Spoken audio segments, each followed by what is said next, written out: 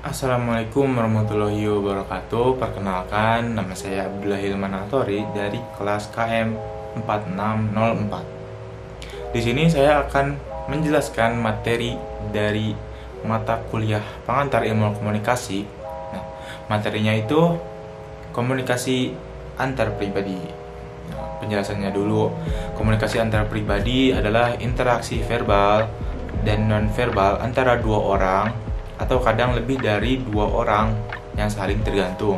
Menurut De Vito, komunikasi antar pribadi ini juga sering dipandang sebagai bentuk komunikasi paling sempurna karena dilakukan secara langsung antara komunikator dan komunikan, sehingga bisa mempengaruhi satu sama lain. Klasifikasi komunikasi antar pribadi itu: 1. Interaksi intim, 2. Percakapan sosial, 3. Interogasi, 4. Wawancara. Nah, ada tujuan dari komunikasi antar pribadi. Pertama, to learn, belajar berbicara, gitu kan, belajar memahami, mendengarkan.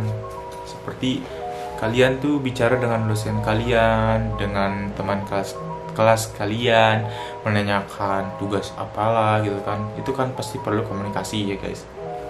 Yang kedua, to relate, berhubungan, menjalin hubungan, mendapatkan relasi yang luas kan, pasti tentunya butuh komunikasi, karena ya buat menjalin hubungan pasti butuh komunikasi guys, gitu. Ketiga, to influence, mengaruhi apa yang kalian ucapkan kepada lawan bicara kalian, gitu kan. Seperti kalian tuh pasti ngasih saran, gitu kan, apa yang menurut kalian bagus, terus biar si lawan bicara kalian itu menuruti apa yang kita bicarakan.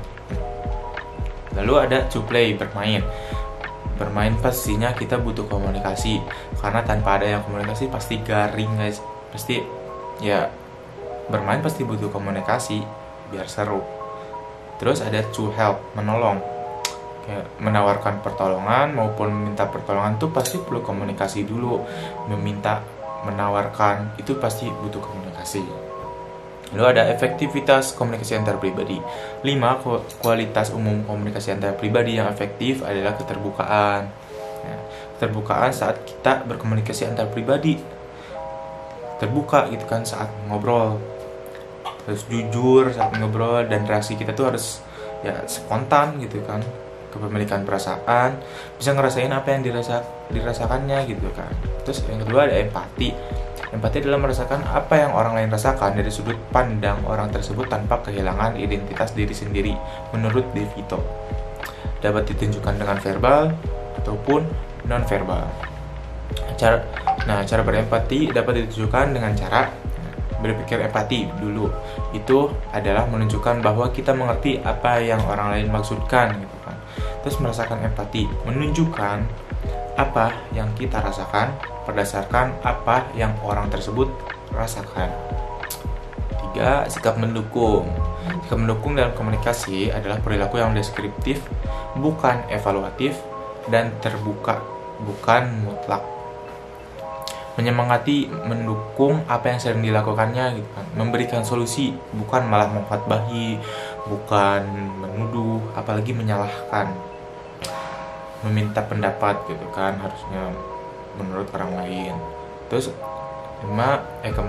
Sikap positif, menunjukkan ekspresi positif kita.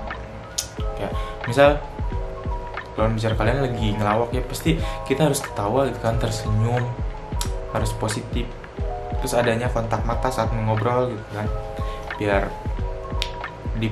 dirasa diperhatiin gitu kan. Terus memuji misal kayak presentasinya bagus gitu kan, terus kayak lawakannya bagus gitu kan, lucu. Nah, terus ada kesetaraan artinya sikap atau pendekatan yang memperlakukan setiap orang sebagai kontributor penting dan tak tergantikan dalam interaksi.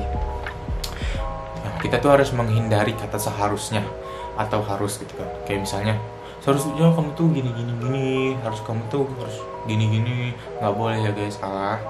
Terus kayak nggak boleh menyela pembicaraan kalian, misal teman kalian lagi ngobrol terus kalian nyala, itu nggak boleh guys. Terus kalau misal teman kalian lagi bicara lawan bicara kalian lagi ngobrol gitu kan, kita respon harusnya. Nah, terus ada daya tarik antar pribadi. Satu, kesamaan, mempunyai kesamaan, misalnya bisa dari hobi gitu kan, atau apalah. Terus kedua, kedekatannya gimana. Terus tiga, dukungan, selalu memberi dukungan, semangat gitu kan. Terus daya tarik fisik dan kepribadian itu tuh baik gitu kan, sopan. Terus ada status sosioekonomis dan pendidikan kita bagus gitu kan. Terus ada saling melengkapi satu sama lain. Nah, terus ada cara mengelola hubungan jarak jauh atau LDR ya guys, bisa dikenal itu. Nah, sebelumnya sadari dulu bahwa LDR itu sifat umum, sesuatu yang umum gitu kan. Kalian nggak sendiri, banyak yang kayak kalian. Nah, pertama itu ciptain sistem pendukung sosial teman-teman kan, saat berpisah dengan pasangan ya, kalian asik sama teman kalian, sama lingkungan kalian gitu kan. Terus bisa kayak sebelum berpisah tuh pas lagi ketemu kalian bisa bikin video buat ya mengenang saat kalian tuh udah LDR lagi gitu kan, bisa dilihat videonya tuh gitu kan. Terus gunain waktu saat bersama dengan bijak gitu kan, harus kasih sayang gitu kan sama pasangan kalian, harus senang-senang lah, karena kalau terus serius itu enggak lah bijak guys. Nah, terus komunikasi yang kreatif, kirimkan video atau audio gitu kan. Lalu ada tetap kita tuh harus tetap jujur gitu kan, meskipun kita dalam LDR gitu kan, hubungan jarak jauh. Terus ya jaga kepercayaan gitu kan, menaati aturan yang udah kalian buat gitu. Terus ada penyebab rusaknya hubungan. Nah, penyebab rusaknya hubungan itu pertama ya komunikasi yang buruk gitu kan. Terus kedua, hubungan dengan pihak ketiga, misal selingkuh gitu kan, nggak boleh. Terus ketiga, perubahan dalam hubungan, tiba-tiba kalian tuh berubah saat menjalin hubungan. Keempat, masalah seks dan pekerjaan. Kelima, kesulitan keuangan. Keenam, kepercayaan yang salah atau tidak sepaham tentang hubungan. Ada tanda-tandanya sebelum hubungan kalian tuh rusak. Terus yang pertama tuh menarik diri dalam hubungan itu kan, ngejauh. Terus kedua, kurangnya membuka diri, nggak terbuka. Tiga, selalu berbohong kan, berbohong. Terus empat, pesan-pesan positif berkurang. Terus pesan-pesan negatif bertambah, kayak marah-marah terus lah gitu. Terus cara memperbaikinya tuh, pertama kalian tuh harus kenalin dulu apa masalahnya gitu kan. Terus selesain konflik dan komunikasi yang produktif, harus jujur kan, kasih solusi. Terus solusinya dipakai, dipraktikin, terus ambil resikonya. Nah, cara ngatasin putusnya hubungan itu, putuskan siklus kesepian, depresi gitu kan, putuskan. Carilah dukungan gitu kan, harus saling cari dukungan dari teman-teman bisa gitu kan. Hindari mengulangi pola yang salah itu kan, nggak boleh mengulangi hal yang salah lagi. Ada sebuah buku yang memberikan rules pada hubungan, yaitu Richard Templar Rules, buku yang ditulis oleh Richard Templar. Di situ banyak ya guys aturan-aturan. Misal nih, yang pertama aturan dalam hubungan. Yang pertama itu bersikap baik. Kedua, bersama karena ingin, bukan karena butuh gitu kan, karena ingin harusnya. Terus ketiga, beri pasangan Anda untuk ruang untuk menjadi dirinya sendiri, gak boleh egois. Keempat, jangan biarkan amarah Anda berlanjut hingga matahari terbenam gitu kan, ya marah-marahnya jangan lama-lama gitu kan. Terus jadilah orang yang pertama meminta maaf gitu kan, kita harus saling memaafkan. Terus jangan mengagungkannya dan mengharapkannya tetap demikian.